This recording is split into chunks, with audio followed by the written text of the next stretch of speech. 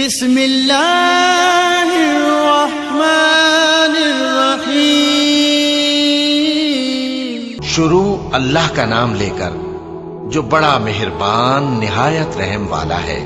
ان فرشتوں کی قسم جو ڈوب کر کافروں کی جان کھینچ لیتے ہیں، اور ان کی جو مومنوں کی جان آسانی سے نکالتے ہیں، اور ان کی جو تیرتے ہوئے جاتے ہیں پھر لپک کر آگے بڑھتے ہیں، پھر دنیا کے کاموں کا انتظام کرتے ہیں کہ وہ دن آ کر رہے گا جس دن وہ زلزلہ آئے گا، پھر اس کے پیچھے اور زلزلہ آئے گا۔ اس دن لوگوں کے دل خوف زدہ ہوں گے اور آنکھیں جھکی ہوئی۔ کافر کہتے ہیں کیا ہم الٹے پاؤں پھر لوٹیں گے؟ بھلا جب ہم کھوکھلی ہڈیاں ہو جائیں گے تو پھر زندہ کیے جائیں گے؟ کہتے ہیں کہ یہ لوٹنا تو سراسر نقصان کا لوٹنا ہوگا۔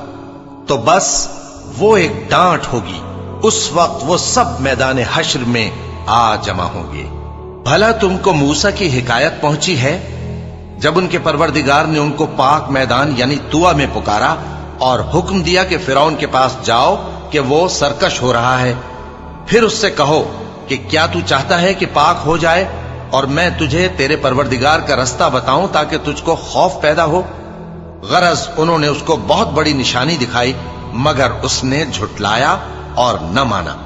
پھر لوٹ گیا اور تدبیریں کرنے لگا، سو اس نے لوگوں کو اکٹھا کیا، پھر بلند آواز سے بولا، سو کہنے لگا کہ تمہارا سب سے بڑا مالک میں ہوں۔ تو اللہ نے اس کو دنیا اور آخرت دونوں کے عذاب میں پکڑ لیا۔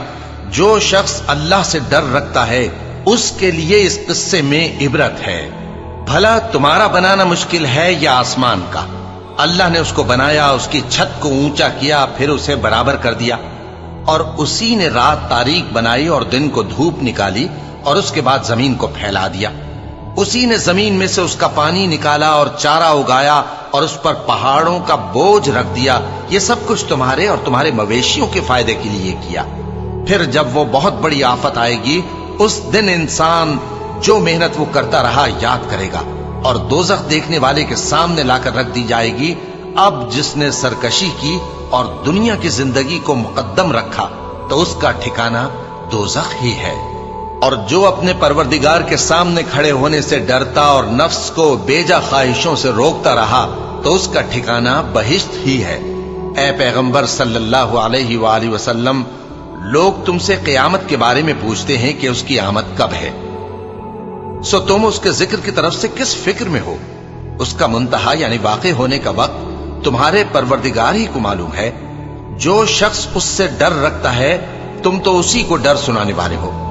جب وہ اس کو دیکھیں گے تو ایسا خیال کریں گے کہ گویا دنیا میں صرف ایک شام یا ایک صبح رہے